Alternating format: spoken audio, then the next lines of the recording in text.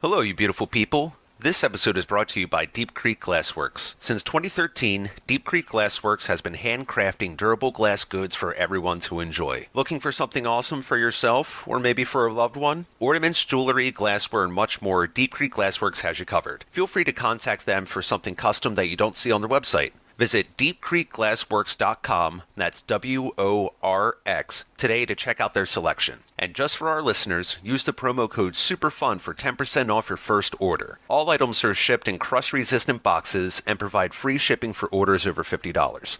Again, that's deepcreekglassworks.com, works spelled W-O-R-X. Love you guys. We'll talk to you soon. Welcome back for another episode of Super Fun Game Review Podcast Go.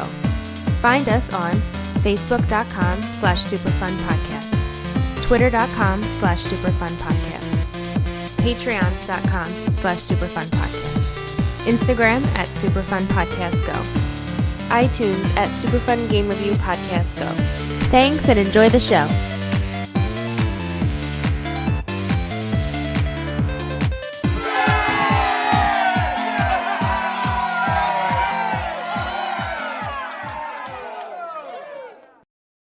Welcome back to another episode of Super Fun Game Review Podcast. Go! All right, guys. As a continuation from what we said on Mubbers, this is being recorded observing the social distancing practices for the COVID-19 virus. So we're all recording from home. We are remote. Yes, the audio quality will be a little different. Please bear with us. And we just didn't want to not provide you guys with content during this time. And if you guys want to listen to some of our backlog of episodes, since mostly we're a conversational podcast, that might be good. It'll kind of feel like you're in the room with us. We're talking to you. We are talking to you directly. And each other, but mostly you and each other. Yes. So. And your mom. Yeah, put on the side. Yeah, that's a whole different conversation. Without further ado, let's get into the game. It is Doom 2016. Without further ado. Without further ado. Initial impressions. Go ahead, Joe. Initial impressions. I thought it was a nice opportunity to get back into the Doom franchise. Played Doom in probably 20 plus years. Last time I played it was on a Windows 95 Packard Bell. And it was packaged with Blake Stone, Wolfenstein, and Heretic. Wolfenstein? Yep. Been a long time. It was like I said, it was really nice to get back into the franchise and kind of see where it's been the past 20 plus years. I guess a little history with Doom with me. This is I played the first one on PC out at my aunt's in Utah. Way back in the day, and I instantly fell in love with this game. I think I beat it 3 or 4 times in the 2 weeks that I was out there. So fast forward a little bit, we get home, they released it on the Super Nintendo. I got this game in the red cart for the Super Nintendo. They only released a couple games on the red cart. Fast forward quite a bit, I got Doom 3. Didn't really play Doom 3, but we got a group together to play through Doom 1 and 2 in 4-player co-op. Then Doom completely fell off my radar until we picked this up for the podcast. I will say initially it had some of the same vibes from the classic games, which I really appreciate. Some of the subtle music that we'll talk about when we get to that segment. Sound effects, the gameplay, there was a lot of... They kept a lot of that original gameplay just updated with modern technology. They are rage, brutal without mercy. But you will be worse. Rip and tear until it is done. I just had to say the quote anyway. Yep, taking that into my own hands there. That's fair. That's fair. Just do your quote before you speak. Yeah. All right, let me do it. Fucking do it live. I punched so hard for that glory kill that I created a glory hole. Wow.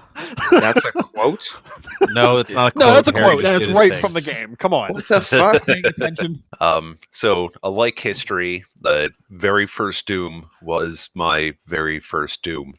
I didn't have a PC that could play those type of games. I only really had Windows 3.1 pinball. That was about the extent of my computing processing back then. But my buddy Dan, he's the one who had Doom, Duke Nukem, pretty much all the early PC games. So that was my first kind of dive into Doom. And honestly, that was my last dive into Doom. I don't know, unless passing, just playing something like, for sleepovers or something else. I can't really think of it. So when this came up, I'm like, this should be a lot of fun. It's been a long time, obviously, and it's been a little bit since we had a good, first person shooter like this, or at least this style that, we were doing for the podcast. So I was excited. All right, I'll go. This was my pick for the podcast, partially because Doom Eternal came out a few days ago as of this recording. I've been a long time fan of this, and I like the rage-built character, I guess, of the game. To quote from the Slayer's Testament in the game, in the first age, in the first battle, when the shadows first lengthened, one stood, the Doom Slayer. So I've always just, it's just odd and over-the-top badassery that I kind of, just admire in a game. They're not afraid to just be like, all right, well, fuck this. He's just going to be a silent badass. They nailed it. They absolutely did. Here's the thing with me and Doom, okay? I got this game as a gift from Bob. I know, you're surprised. All things come back to Bob. Everything comes back to Bob in a gift. I expressed to him ages ago now that when I was in college, I bought Black because I just wanted a game to kill shit. I just was angry and in a bad mood, and I used that, and it was cathartic. So he gets me Doom, and he's like, look, this is the perfect game for if you get that kind of feeling again. I was like, okay. And I haven't had that feeling. So he got me Doom. I had it. I heard that this was good. This was like a return to form. And I started it, and I just wasn't feeling it. Really wasn't feeling it. It might be everything that's going on. I don't know. Just the idea of all this blood and guts and gore and hell and death and demons and all. I was not feeling the aesthetic or the tone or anything. About halfway through the game, I started to enjoy it. It sort of peaked for me, and then I sort of fell back down to the what is this? I'm ripping off horns and shoving them in eyeballs and ripping out hearts and putting them down someone's throat and watching them explode. It just, for whatever reason, you had a roller coaster of emotions yesterday, huh? Yes, yesterday. Yesterday. Yeah. Yes, very good, Clarke. Yeah. Very good. Good form. The franchise as a whole for me, I mean, obviously I've played Doom. I never beat it though. I didn't have a PC that could run it. I have Doom 64, played that a little bit. I played the opening bits of Doom 3. I have it for the 360. I have the BFG edition. I've got it on PC. It just, for whatever reason, Doom and me just didn't really connect. It's not like Wolfenstein. I really loved Wolfenstein when it came out, the first one. There's this influence so heavily by aliens, the whole, I could just see it all the time. It was like walking on LV 426, except it's Mars with demons. That's what this whole thing was. It just, I don't know. Initially, it fell flat for me. A lot of words. Sorry.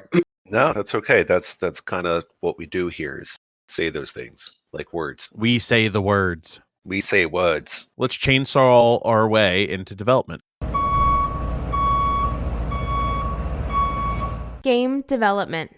Originally, this was actually supposed to be Doom 4, and then they dropped the title from it and decided to do a soft reboot. And I think that was probably the best thing that they could do, because Doom 3 starts to get very, very convoluted with its story. That means that you think this story is straightforward.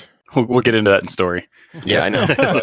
So, okay, I got you. To me, it's Doom 4. Yeah, I just think in my mind that it's Doom 4. You know what I mean? I mean, yes and no, but Doom 3 was getting really kind of... Yeah, it was a departure. Yeah. It was more survival horror with Doom 3. Yeah, it had less of that fast-paced shooter aspect of it.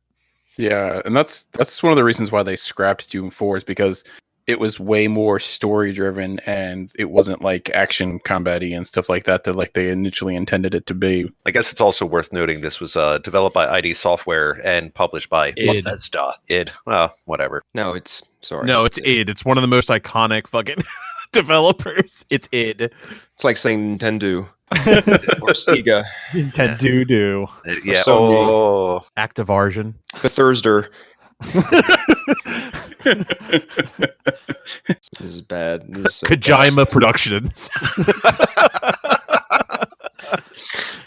Oh God. Anyway, yeah. Capcom. I'm just saying, How did we miss that? Right there. It was right there, Capcom.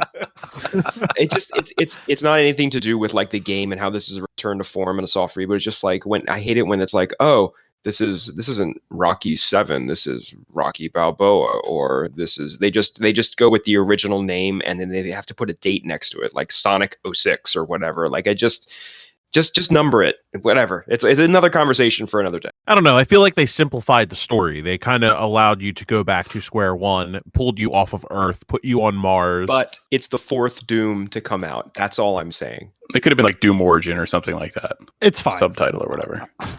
So this did hit development hell when it was supposed to be Doom 4. Come on. Come on. You've never heard that term before? No, I heard the term, but come on. It was well done. I'll give you props for that. Okay, it got stuck in development heck. It did. Yeah. Heck. It got stuck for a while. Id kind of had like nothing to show for it eventually, and people were like, well, so is this game actually coming out? Is this completely fucked? Like, what's going on? So they kind of just did like a rework. Well, it was actually bought during the development of this, which probably didn't help the situation. Id being bought by them is the reason that the game came out, and it didn't go completely belly up. So it was bought in 2009, and then when they rebooted the whole development and changed it from Doom 4 to regular Doom was 2011. Just some quick notes on the original product that they scrapped. It was going to be a very urban focused game. Set on Earth. Yeah, which I'm so glad they scrapped because I think that would have been a disaster. Apparently, the director felt that this new iteration was heavily inspired by rock and roll and He-Man Masters of the Universe. Oh my god, I love it. I love it so much. I can kind of see that. I'm about to Skeletor this motherfucker. Yeah, let's move on into the story. Story. It's not a very story-rich game in general. It's Doom. I don't know what your True. expectations are of Doom, but Kill shit. kill shit, rip things apart, you know. All right. Awakening on Mars, our hero, the Doomslayer, tries to end the invasion of Hell. Olivia Pierce, a scientist obsessed with Hell energy and promise of demonic power, harnesses the Argent Energy Tower to open a rift between Mars and Hell. All hell breaks loose, and with the help of Samuel Hayden and Vega, the Doomslayer goes between Mars and Hell to stop the invasion, seeking the demonic artifact known as the Crucible to destroy the rift and end the invasion. Once the rift is destroyed, the Doomslayer and the artifact are tethered back to Hayden, who has been playing him this entire time in an effort to control the hell energy for himself, utilizing the Crucible. That son of a bitch. Good. It's good. That's Except the part where you said Hayden and not Ultron, because I think there's a little bit of confusion there. I still love how they took the time to reboot this game, and it's still just Doom Guy. I kind of got a feeling that this was like a sequel to 1 and 2. Like he's like pulled out of this sarcophagus, and I kind of looked at it as that character from 1 and 2 as Doom Guy. So I'm like filling in the blanks from the game from the 90s that I never finished, that like at the end of Doom 2, Doom Guy is like somehow sealed away, and he was then rediscovered sometime later on Mars and like resurrected. And that's who we're playing as in this one. That's kind of how I took it. I mean, they did make reference to, like, you know, it's like, that's why we found you. And I think that didn't say something about like awakening him or something else. Yeah. Olivia was like pissed. They're like, why did he have to bring him back? Yeah. He's the only one that could have fucked it up. If you just left Right. him alone, we would have been fine. Hell has like a testament about the Slayer, the Slayer's testament. You can find little excerpts of it, and it talks about how like essentially he's like the prophesized one for them. Yeah, I think I remember there was one when you were going into like the giant demon, like the giant demon mouth. I think it's like your second trip to hell, where there's the one room where it's saying that he is the one who struck fear in the hearts or the minds of the demons of hell or something. Yeah, I remember something like that. Yeah. Yeah, they have nothing to lose and nothing to fear except for one thing, and that is him. We are him. I kind of like when they were doing that. It's like, fuck yeah, I'm going to be here. I'm going to tear your shit up. And I was just waiting to be betrayed by the end of the game there. I'm like, you son of a bitch. Had to set the sequel up somehow. Yeah, they did. Now, do we know is internal or eternal? Eternal. God damn it. Eternal with a capital E. Is Doom internal? Just because it pisses you off. Is that pretty much a direct sequel to this then? Yes. Direct sequel. Oh, all right. Then that's even more more reason that I might have to get this sooner than later. I wanted to get this out there and see what you guys thought of how, I don't want to say ironic, but interesting it was to me that the whole thing that we're doing on Mars here is we made a portal to hell to mine it for energy. Like resources, we're converting it into energy to solve the energy crisis, basically. Yeah. Like that just kind of like, I just kind of stopped and like put my controller down for a second. I was like, wait a minute, so we're going to hell to power the solar system. Yeah, pretty much. Hey, that to me, like in terms of the story and what we go, like we go to hell and we do this thing and we put a dagger and some souls and all that shit. But like to me, it's just funny that the whole motivator for the start of this was to have a new energy source. times are tough, man. We destroy filters, which completely undo the entire process, and the AI is just kind of like, it's like, you have no idea what you have done.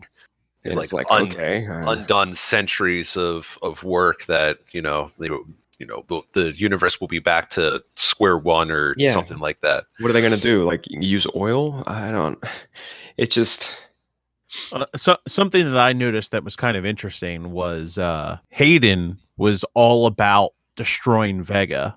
He was like, yeah, just destroy him. It's fine. Like, you'll be destroyed in the process. Did anyone notice that Doomslayer actually backs Vega up and pulls him off in a USB and puts him in his armor? Yeah. He like hesitated, like he went to click to like destroy it or whatever, and then like he pulled his hand back and then like backed it up first. Yeah, he backed Vega up. So I'm kind of thinking Vega might still be in Eternal. Right. To help you take down Hayden, which I kind of think is an interesting little angle there, because like Vega kind of has like an interesting little personality too. Yeah. Maybe he's As much as a robot can, but I thought it was very Akira-esque that this AI has to be in like deep, like it has to be frozen because it generates, I think it said it generated like 170 times the heat of the sun just to work.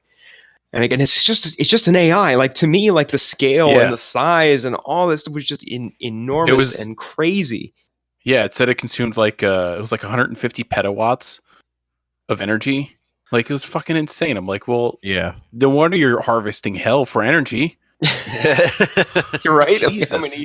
How many nuclear reactors would that be? How many planets worth of reactors would that be? But Vega is the whole reason that was under control at all. We should mention though that that's the energy source that Kevin Spacey uses. It's measured in petawatts. Oh my god, petawatts.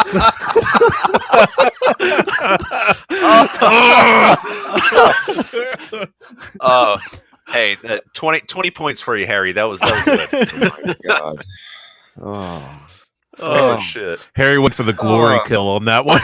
Yeah. Yeah, certainly did. We got a nice bonus of health out of that one. I don't know.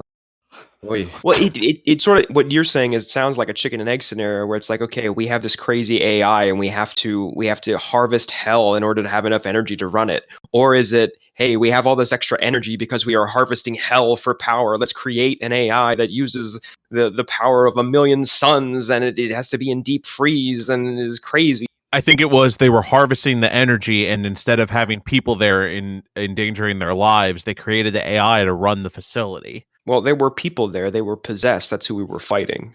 But yeah, I get what you're saying. They still needed like a mainframe. He's essentially like the mainframe. It just has an AI attached to it. I don't know. It's science fiction, man. Yeah. No, I know. I mean, I guess it would be. You dive too much into science fiction, it just becomes stupid. So it would be pretty complicated to have a portal to hell open to channel it for energy, I'm sure. I think throughout the majority of the campaign, I was having a real difficult time following the story. Like it just was. Yeah. I you think, got out of your way.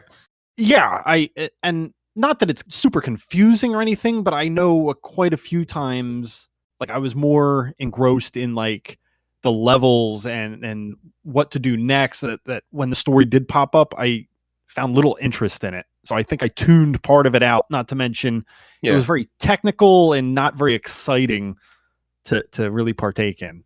Yeah, the dialogue was very bland and monotone, and like you said, the levels were great. They were also pretty long, so you'd end up with like if you were really calcing this game and playing a bunch of it, you'd end up with like maybe an hour and a half or 2 hours between actual like story development, which is really hard to follow. Yeah. So there was a thing that I noticed while I was playing this. The key story beats could be found on like little collectibles that were Yeah. near objectives that you had to interact with. Instead of like, oh, get through this door, it's like, oh, press this keypad to open a door. Like you'd press the keypad and then like off to the right on the same desk would be like a little cryptogram. And then you'd like pick that up and then it would show the hologram of a conversation that was happening between like Hayden and Olivia, or Hayden talking to some unknown source, or Olivia talking to some unknown source with like Disembodied voice. yeah, like a disembodied hell voice. Or like, I like remember those things towards the end of the game where you're picking up the they're like runes from like the ancient tales or whatever. Yeah, the and- Slayer's Testament. Yeah, Yeah. I was like, okay, 5-10 seconds of this, and I just like walk away. I'm just like, I'm done with this. I'm That's done. exactly what I did. Yeah. I didn't care enough. I don't know why the voice didn't follow with you. It forces you to stay there, and if you want to listen to it. And I put the subtitles on so I could, if I wanted to, read it. But like, why doesn't the voice? Because it's disembodied anyway. Why don't you just push the button and then you can continue and you can still hear this story? Yeah. I don't know. I'm not saying the game needed audio logs or anything, but Clarke, I was hoping you could back me up on this. But I think John Carmack actually has sort of a Shigeru Miyamoto feel when it comes to story in games. That it's like I think he was quoted as saying that story in a game is like a story in porn. You're not really there for the story. You're there for the gameplay. So I don't know Yes. if that philosophy is like just ingrained in this franchise, because I think 3 is different, but it's not really. The story is there. If you want to enjoy it, you can, but you don't need to know what you need to do, basically. I mean, I think it could have been fleshed out a little bit more, but the story could be subpar and it's still a great game. Right. That was Carmack's always. That was always his philosophy. I mean, Doom 1 rather has no story to speak of. Not really. Kill shit. No. It just kind of throws you in and like, hey, get to the It end of may- the level. It makes me wonder though how much story was in some of those documents that you pick up in general. Like, how much did I miss just not reading those? Because I mean, every time I went in the menu, there was like a million of those symbols. Hey, you didn't read this. Hey, you didn't read this. Hey, and I was just like, well, I'm just gonna click down these because I'm sick of seeing the notifications. for it. Exclamation points. Yeah, maybe. Those cryptic symbols. What do they mean?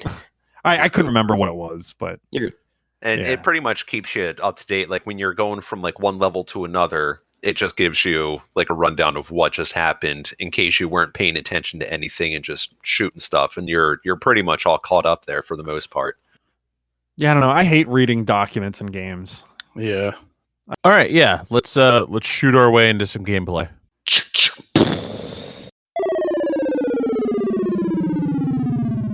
Gameplay. I had a lot of fun with this. It's been a while since just having a game where you just run and kill as much as you can and with as much variety as you can in killing things. Definitely a lot of variety. I'll give you that Yeah. one. The glory kills were awesome. Like I Yeah. I look forward to having a new enemy in front of me to see like, all right, how's he going to tear him apart this way? And there's like 5 or 6 different types of glory kills you can do on like some of the enemies too. That was I really enjoyed that. Especially if you can pull off the death from above. Yeah. Yep. I don't think I ever did a death from above, but I didn't realize that there were different like cutscenes for the way that you kill people until there was a challenge where you do the one where you have to get like the guy's back leg and then you turn his head around. Like I just thought like you get them close to death and then you can melee them. I didn't realize that depending on where you initiate or where you are in relation to them, it changes. The death from above ones mostly are jumping onto something's chest and then stomping their fucking head into pink goo. Yeah, Yeah. that sounds about right. That sounds about right. I want to say I was expecting those to get old, and they never did. No, they really didn't didn't. get old. It's so satisfying. It's such a like they did a great job with gamification of it. Like when you would get into a room with like all the different like little drone guys and you're like, okay, cool. So I'm going to glory kill my way through about 20 of these guys like real quick. And you just start mashing that button and just You're up. all the way through. Oh man. It was a lot of fun to just chain glory kill things. That was a good time. Anybody have like a go-to weapon that there was their favorite, like with a certain mod? Yeah. Completely maxed out super shotgun. Oh, the super shotgun? Okay. Yeah, I used it for everything. Oh, you just use the regular shotgun with the explosive ammo for pretty much everything. The plasma gun with Yep. the heat blast. It was either between that and the assault rifle with the micro missiles. Yeah, that Yeah. was They're my cool too. go-to. I was like, all right, anytime I can have this, just shoot all the fucking missiles. Yeah. And especially once you get it all leveled up and you can turn your entire ammo into just shooting missiles. Oh, hell man. yeah. It was It I was- didn't so do that. good. I didn't do that. that was so Yeah, I much went with the fun. scope and I kind of regretted it. No Mhm. way. The scope was amazing. No, it was garbage. It didn't do enough damage. Did you get the armor penetration and the experimental rounds on it? Yeah, it was fully upgraded. Oh, It didn't do anywhere near enough damage like compared to some of the other weapons, but Were you aiming for heads? yeah, of course. I don't know. I fucking obliterated people with that gun. Nah, I basically used the plasma, but I had the stun equipment on it. Oh, okay. The I stun didn't- equipment was real good on that. Oh, dude, yeah, that's that was fucking pretty gross. decent. Cool. I played around with both of them. I think there's only like one weapon mod I didn't unlock, actually. I missed a couple. But I mean, I said that the super shotgun was my favorite, but I did end up using all of the weapons in various different points. But there's nothing more satisfying in this game than putting that super shotgun in the nose of any of these enemies and just blowing them to smithereens. Even the ones that like the big armored guys, I would just sit there and blow like 6 shotgun shells in their face, and then when they get close to death, just heal up right away with a melee. I mean, that is like the purest and most simple, I realize, like way to play it, and just be like a war of attrition and get close and use a shotgun on their face. But I loved it and continued to do it. Also, Round- shout out to the BFG. Oh, Oh yeah. Shooting it in the middle of a giant Shout out. arena and just shredding like 20, 30 enemies at a time. It's so good. Yeah, BFG that was- was gross. Yeah. I feel like I made the mistake of not using that enough. I used it like a potion in RPGs where I saved it too long, I think, Mm. and it was kind of a detriment. Like if I saw ammo in the map, I would use. Yeah, Yeah, that was pretty much a go-to. It's like, oh, there's a little BFG orb. Looks like I'm firing one of these suckers. Also, if you're low on ammo and you think that you might be towards the end of that wave, the chainsaw was fantastic for those scenarios where you might be low on health or low on ammo and you're sure or whatever. I used it as a go-to for that. Oh yeah, and then after it's full, or you had a couple weapons, just stand near everything that was dropped, and then just shoot everything you got, and it's just like auto refilling basically to a point. Oh yeah. No, I did the plasma mainly with the auto recharge of the heat wave thing, which I Yeah. thought was phenomenal. Yeah, Yeah. it was. Even when you're out of ammo, you're still like dishing damage. But I did the shotgun with the 3-shot burst a lot. I mean, even the big guys, it was like stunning them, which was like really handy. Yeah, that was my go-to for the shotgun. I didn't use the explosive rounds. They used the 3-shot burst. Yeah, I think that was the way to go. explosive rounds were awesome. Yeah, if you killed an enemy with the explosive rounds on the shotgun, it caused a chain reaction, exploding on other enemies nearby. Oh, that's cool. Gross. Yeah, it was pretty gross. What did you guys think of the platforming? I mean, I didn't think it was bad. Once we got the double jump, that definitely helped out a lot more. Like I started to enjoy it more after we got the boots. I didn't enjoy climbing the tower. I just want to throw that out there. Did anybody else struggle there? Oh, wait, where you're inside and you're going up Yeah. all the machines. Yeah, and yeah. that was not great. That didn't need to happen, in my opinion. I didn't like the platforming on the broken railway either, where you're on Oh, the that was bridge. annoying. I didn't think those were that bad. I mean, they could have been done better or maybe just avoided with an elevator, but I get what they're trying to do because they're trying to supposedly in Doom Eternal, there's a lot more platforming, but they also give you more tools to do it with. Everything else felt so solid and so satisfying to do, like with combat wise, and then just here, follow the green lights. To me, I was back to Turok 1. Like why am I platform first person shooter? I think I did 6 rune trials. If I came across one, I would do it. Mhm. I just didn't. I didn't find too many of them, so I think I only had 2 slots unlocked because I think the third one you had to do 7. Yep. And I was already so far like, past a certain point that there were like no more rune trials. I'm like, son of a bitch. Well, I'm not going back, replaying anything. So it wasn't too bad. I liked them. Some of them were pretty fun. Yeah. Some of them are fucking hard. Oh Like, yeah, real hard. like, I did about I want to say like 4 or 5 of them. Yeah, I did 4. I did the first 3, and I never unlocked the second slot. I did the first 3 and just kept the one where you absorb items. Yeah, I always kept that one on. My secondary one that I used was the one that made your equipment, like grenades and stuff, recharge faster. I never threw a single grenade. Oh, dude. They did so much damage. It was absurd. Between that and with some of the bigger battles with the bosses having the hologram, that definitely helped out to launch a couple extra rockets or something at them. Straight out of Total Recall, not to mention Mars, that you can use the hologram. Yeah, I used that a lot. I was waiting for 3 boob demon. Never happened. Along with my comment about the BFG, I feel like sometimes I would leave power-ups too long in a map because I'm like, oh, I don't know what I'm going to need it. I'm not going to pop this berserk or whatever. When all the big bads come out. Power-ups were cool. Berserk was just awesome. Just how the arenas were the same every time. So that started to get old, where it's like, okay, I see what I'm looking at here. Here's an arena, and the game, it's like the level design just went straight into deathmatch mode, where it's just you defending against waves with some power-ups thrown in, a lot of ammo. Here's a jump. Here's a portal. Here's this. Here's that, and just kill everything and survive until the game lets you progress. Like, I feel like that is a staple of Doom, and that's why it's in this. But to me, as a generalization for gaming, like the way it became so formulaic started to get old for me.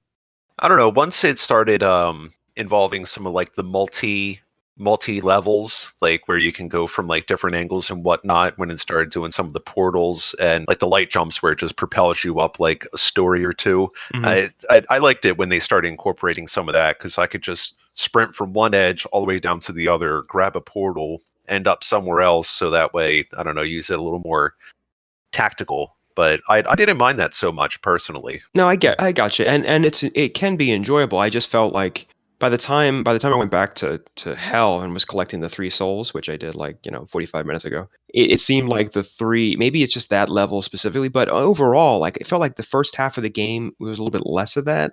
All right, so now that you're on level design, I was going to save this for graphics, but that was one of my favorite aspects of this game. What? Was the actual level design, and it made me feel a lot Prey vibes, like when we reviewed Prey for the podcast. Like, the level design in general, I liked exploring all the little corridors and trying to find all those little secret areas, and I think that's what elongated my playtime the most, because I wanted to get all the unlockables before moving on to the next level. Like, I was looking for all the I forget what they're called, like the little Bobbleheads. Well, the Praetor. Yeah, that I didn't go crazy out of my way for all the bobbleheads, but when I was getting the Praetor upgrades, I was trying to track down every single one of those. And I thought that was the coolest aspect of the game, is just trying to find all these little hidden areas, and they're like well crafted into the environment, I thought. So yeah, I give you that. Level design in general. The map gives you an idea of how to get to something, but it doesn't just flat out tell you. So you do have to use your own intuition to try to figure out how to get to that bobblehead, if that's what you're going after. You can see it on the map, but you can't see how to get there. Yeah. Right? Did that any of you any of you guys find the little secret retro room? Yeah, fuck. I was just about to say that. Part of the level design. I didn't find a retro room. It was in, I think I forget which time you were in Hell, but when there was the blue skull door and yellow skull door, close to each other, like on the platform, down off in the corner somewhere. I forget how you open it, but it opens up and it's like retro Doom. Like, there's it's a all retro arena in every single map in the game. Oh, in every single one. I only found one. You have to pull a lever to open them. Yeah. But there's literally one in every single map of the game. I thought that was pretty cool. In the new Wolfenstein, you can just turn a corner and you're back into the same graphic design as the original game. Yeah. So it's probably the same kind of thing. I didn't find any of those. I didn't either. Oh, I didn't know there was one in every. I only found the one. I'm like, oh, that's a fun little Easter egg. And So I just want to go back to like the arenas and stuff like that, Yeah. and the actual like battle of them. I mean, like I was in some of those, and I felt like some of them were almost like too tense Yeah. and hectic. So like I'm like playing some of these, right, and I'm just like near the end, and you're getting like overrun or whatever, and like I found myself like not even like I'm just like holding my breath playing, like and just like Same. dude, it was insane. I was just like holding my breath, hyper focusing, like, and then like between arenas, because you can. That's one of the downfalls I think is every time you're gonna get to arena, you know what's coming. Like it's basically arena, long hallway, arena, long hallway, like pretty much the entire game. And I would find myself, I'm just like, all right, I need to sit in this hallway before I get to the new arena, calm myself down a little bit, untense before I go into the next one, because like if I go in right away, I'm gonna like just lose my shit. I would say that's a pretty common experience. Yeah, speaking on the tenseness of this game, that when you first boot up this game, I was like terrified. Like I thought it was going to be way more survival horror and less of that action packedness. Like that, like for the first like half of the first level, I was just like playing it more like, I don't know, more like a survival horror game. And it wasn't until I started getting really confident with the controls that started to fade away, and it was more like, okay, I'm just going to run in here and just fucking obliterate. yeah, like a full-on action shooter. Man, when everything starts clicking for you and you're really kind of just going on autopilot, high level play is just like out of this fucking world satisfying. That is true. I'll give Oh you yeah, definitely. complete Just like, you know, agreement there. quick, like shooting somebody with the super shotgun, quick switching to a fucking rocket launcher, auto targeting something in the background, shooting it, seeing something glowing underneath you, jumping down and glory killing it. Like I had a few moments kind of like that where all of that happened in like 2 seconds. Yeah. And it was just like, fuck, man, like this is a fucking nightmare. Like this is a fucking nightmare, and it's so good. Yeah, well, that with all the different power ups and like the equipment things that you can upgrade between your weapons, your suit, and then even with I forget what the orbs when you were able to like up your health or armor or ammo. Like you had different types of play style you can kind of go with it. I mean, obviously, almost RPG ish. Almost. I mean, obviously, like the main thing is running through and blowing up all these fucking demons, but past that, you know, you could kind of adapt it. Like the first thing I did was maxed out all my ammo before I even touched health or armor, and then and then it was like, all right, now I'll go a little more with like health or something else. I went the other way and just relied on the chainsaw. And you can take the big guys down with it. Yeah. Yeah, that definitely helped. There's no more like there's the sad feeling of when you go up and not paying attention how much you have, try to chainsaw a big dude, and it just like cuts out in front of you and it just bashes your face, and like, oh shit, I fucked up. That was when I started putting points into ammo, is when I went to chainsaw a dude, and I'm like, wait, he costs 5 and I can't even hold that many, son of a bitch. Yeah, like, oh fuck. No. I'll be honest. So I'm kind of guilty of this too, like saving the best stuff for like those oh shit moments. Yeah. But I'm really trying to step away from that play style because I'm finding I'm enjoying games more when I'm using the best shit first and working my way down the tier list. That's how I do it as well. Because I'm guilty of doing that for years and years. Like I did that with too many games, and then, like you said with the BFG earlier, Joe. Oh shit, I probably could have used it more. Like I was stuck in that play style for a long time. But like this game, I totally flipped it. And I was having a great time just working with the best guns and working my way down. Nice. That's good to hear, Harry. Like I'm just saying, I would challenge you guys to try to do that in some future games. I think you might have a more enjoyable experience with the game. Yeah. I mean, I fully recognize that. It's just hard, 30 years of gaming experience. I know, Same thing. I totally hear you on that. All right, so one more little thing before we move on from gameplay. And I like to throw this out there a lot. Favorite enemy, least favorite enemy. My favorite enemy, I think, was the guys that look like a nemesis that would jump at you with like their skull exposed. I think those are the Hell Knights. I want to say that my least favorite was probably the little guys that would charge at you, even though they're simple to figure out. That you just like you juke them and they hit the wall, and then you run behind them and shoot them where they're all soft and fleshy. I found them to be really annoying when I got groups of them that would have me cornered, and I just couldn't cut through them with anything. I 100% agree. Those are my least favorite enemy as well. The Pinky. Pinky, that's right. Yeah. And then they had the rock variants, which I thought was a good, like when they showed up, I was like, hey, that's kind of cool that they're playing with the enemy design. Yeah, then you couldn't lock on it with a rocket launcher, though. Oh, okay. I didn't even. The stealth ones. Yeah. Oh, yeah. They started like towards the end. That was like just start blending in. It's like, what the fuck are you doing? Where'd you come from? That was so annoying. My least favorite enemy was the dudes with the jetpack shoulder mounted rocket launcher. Yeah. They were spongy. They took a lot of hits. Those and then the I think that's the Revenant. yeah, those and the fucking dudes that just the floating eyeball dudes were a pain in the ass. Because half the time I feel like whenever I was encountering them, they were not over like land. So like I would get them into a point where like they were stunned and I could glory kill them, but if I glory killed them, I would just fall to my death. Right. That was fucking annoying. I got snacked on once by one of those giant floating meatballs, and at that point, any time after, like I was just killing him from a distance, and I didn't get close. I think one of the most annoying ones I think were kind of like the half robot looking dude. Cyber maybe, I don't know. It kind of looks like a mech boomer, for lack of better terms. Oh yeah, I know what you mean. Oh yeah, okay. The Mancubus. There were a couple different types. There's a Cyber Mancubus as well. And then Yeah. they had the green one or whatever. Shot like poison or whatever. Yeah, because it was that guy, and I think here we go, that guy. That's And then the other one that I would just find like he wasn't the hardest, but I just found him annoying was the Baron of Hell. Oh, you mean Tim Curry? Tim Curry's devil? Yes. This guy. Yeah. Yes. Yeah. Yeah. He was kind of a pain in the ass. Kind of the Minotaur. Yeah, I mean he took a lot of work to take down. He was the one I would use my chainsaw on pretty much every time. Yeah, I don't blame you for that. I'm sure, and he probably took like what 5 or 6 charges. 5, yeah. Ugh.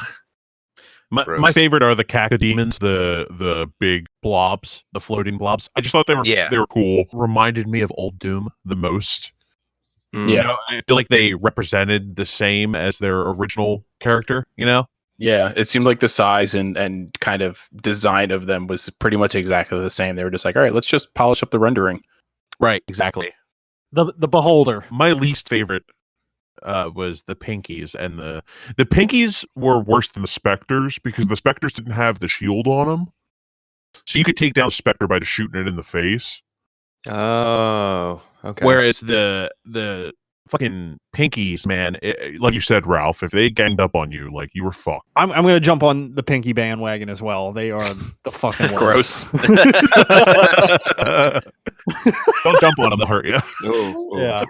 But I do want to mention though those flaming skulls that would just charge at you and like Fucking kamikaze. Annoying. They were stupid. I don't think they belonged in this game.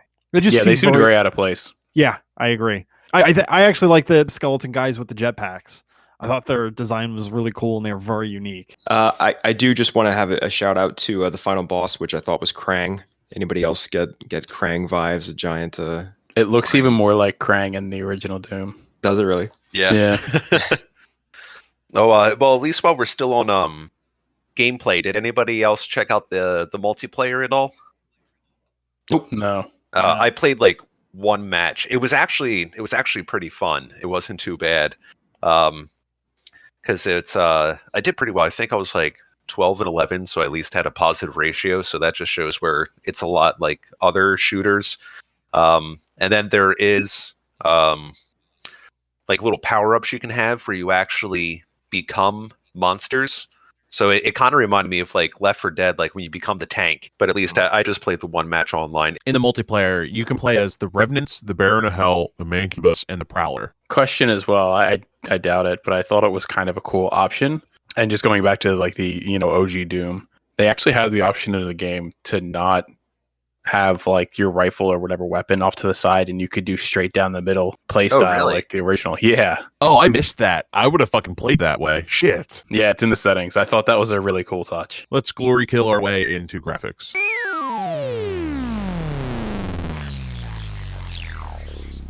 Graphics. I think this game looks absolutely incredible, and I think it's probably one of the best looking shooters I can say of this generation. The level of detail and the level of gore and intensity and everything that is in this game is just perfection. I think it's a masterful just presentation of this game. Yeah, it's hard to argue against. Absolutely. I mean, especially when it's like the details going from like while you're in Mars and around in like, the station and the buildings. And then once you're like the first time you see hell, it's like a completely different experience. I'm like, this is good. This makes me feel like I'm very out of place where I am right now. That nailed it.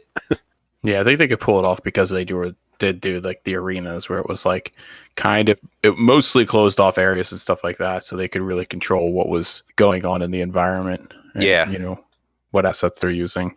But the frame rate, the steady frame rate. Yeah, I didn't have a problem with that. Yeah, I mean, well, so again, you guys played on PC. Yours aren't the Yeah. same as ours exactly, but I can tell you from the PS4 version, there definitely was some texture pop in for me.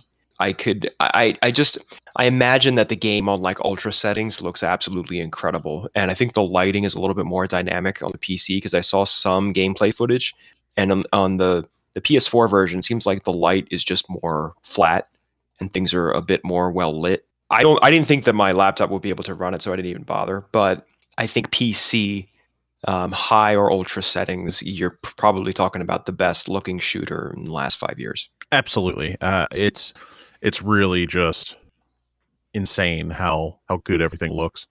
Yeah, I played it on high on PC, and I ran pretty much steady between 100 and 110 FPS, and it was beautiful the entire time. That sounds buttery. Yeah. My But, mouth, Buttery did you just salivate? yeah, my mouth's like, I'm hungry. Talking about the specs. Ralph's dribbling over there. Drooled on my keyboard. I will say I had a preference on the facility levels over either Hell or outside on Mars surface. I thought the environment looked better in general. I was kind of interested in exploring this Martian base, more or less. There was more to do. There was. I mean, I've seen a million astronomy photos like on the surface of Mars, and it's just a very bland, deserty looking environment. And I mean, they nailed that. I mean, they made it look like a Martian surface, but I mean, there's not much to look at besides red rocks and rusty looking sand. You know what I mean? Yeah. I kind of got tired of like finding different color skulls and different, but then going back a couple times, I'm like, okay, acid pools and all that stuff, and to go back to the corridors and the actual like station on Mars again. I know I've already said it, but it just reminded me of Aliens. It made me think of the base on LV-426, and like this is like a pseudo AVP that we didn't get. You know what I mean? Like I just felt like it was very heavily influenced by that kind of industrial look. Anybody disagree or agree or anything? Anybody like Aliens the way I do? Just me? Just you. Anybody Really? loves them aliens. Anybody? Come on, James Cameron, Sigourney Weaver. It's amazing. Okay. That's a movie? The movie Aliens. All I heard was something about Sigourney's wiener. It's Ralph's favorite. Man. It's the kind of hot dogs he really enjoys. No. Jamie Lee Curtis had the sex change with the not Sigourney Weaver. Oh my God. Okay. All right, let's move into what I personally feel is another really satisfying segment here: music and sound. Music. There wasn't enough of that. No, Yeah. I did like where you got the original theme whenever you found the little collectible. The bobbleheads. Yeah. That was That was to me, that was like the thing I looked forward to the most in this game. Every time I picked up the bobblehead, it was just like, yes, this is what this game is missing. Mm-hmm. Dude, the music in this was awesome. Like just the heavy metal. Yeah, they had the classic tracks in the game though. They just kind of updated to like a more modern standard. But I mean, like they were there, especially towards the beginning of the game. It was just a little bit more subtle than like your classic Doom title. But I was just really blown away to kind of see that, or hear that rather. I think the sound is pitch perfect in this. The way that it's basically metal the whole time. Clarke, I'm sure you agree. Yeah, I thought the soundtrack on here is absolutely amazing, and like the reworkings that they did to some of the original is just absolutely incredible. And all in all, like this is a soundtrack that I downloaded and have been listening to since. Oh, really? Yeah, absolutely. I can't say I'm surprised at that. It's just good. And you're sitting there and you're blasting your way through hordes of demons, and you like headbang while you're going. It's like, all right, I can do this. It really kind of sets the mood for what you're doing. It's just intense. I even heard some choir in there when we went to hell. Did you catch on to that, Harry? What'd you think of some of those tracks?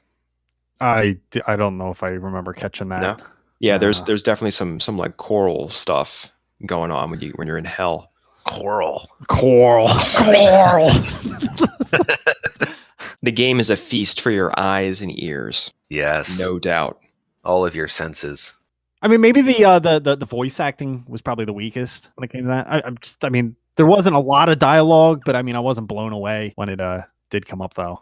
I mean, one guy was literally robotic, so you're getting a very monotone performance there. Not that it's any fault of his, but then you got the screechy woman Inside Out as the other one. She's got an exoskeleton. Well, you know. Let's rip and tear our way into final thoughts.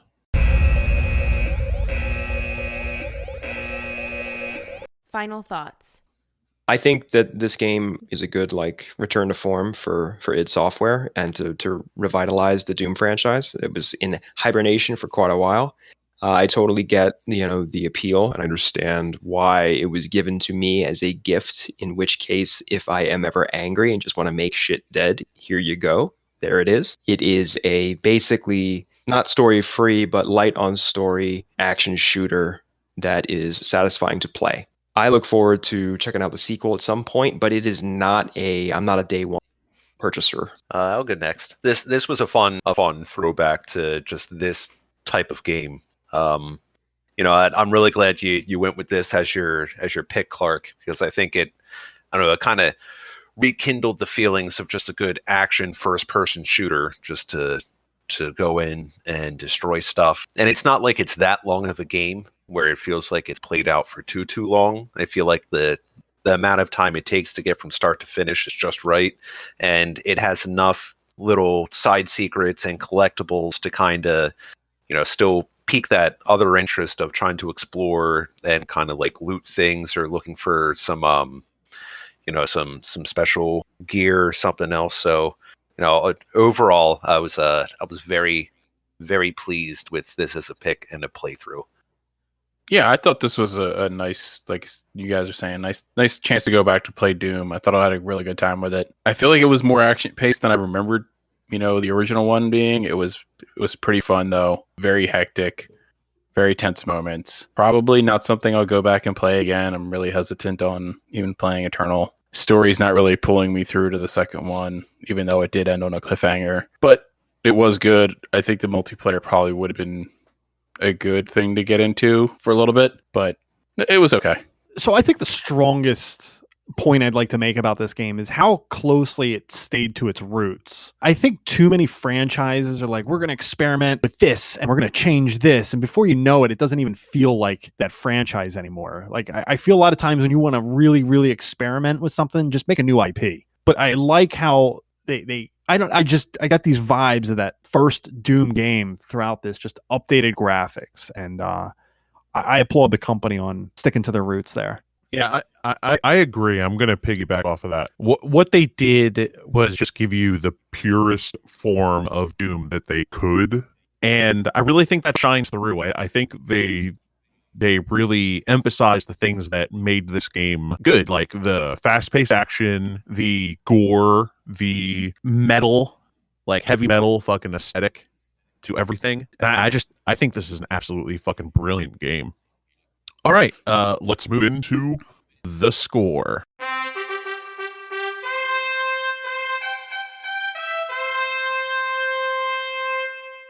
the score. All right, Steve, go first. All right. This is going to get an A for me. All right, Harry. I'm going to give it a 7.5, which is going to tie with Silent Hill 2 and Far Cry 3 Blood Dragon. Wow. All right, Ralph. I'm a little conflicted. I am gonna give the game a shrug, even though it's a good game. It checks a lot of boxes. For me, it's still just a shrug. All right, go ahead, Joe. I'm going to give it a 70%. Like I said, it's pretty good. Very similar to the Serious Sam experience that we did not too many months ago. But it doesn't have the multiplayer campaign, which is a huge bonus for the Serious Sam over this for me. So I'll give it a 70. I think this is a must-own for the collection, so this is a definite buy. All right, guys. Well, thank you for joining us on this trip through hell. Yes. And we will be seeing you in 2 weeks for another Mubbers. All right. Love you guys. Stay safe out there. Practice stay social safe. distancing, motherfuckers. Practice. Do that. Listen to your. I don't know, Government overlords. Stay home. Stay home. Game over. Game over. Game over.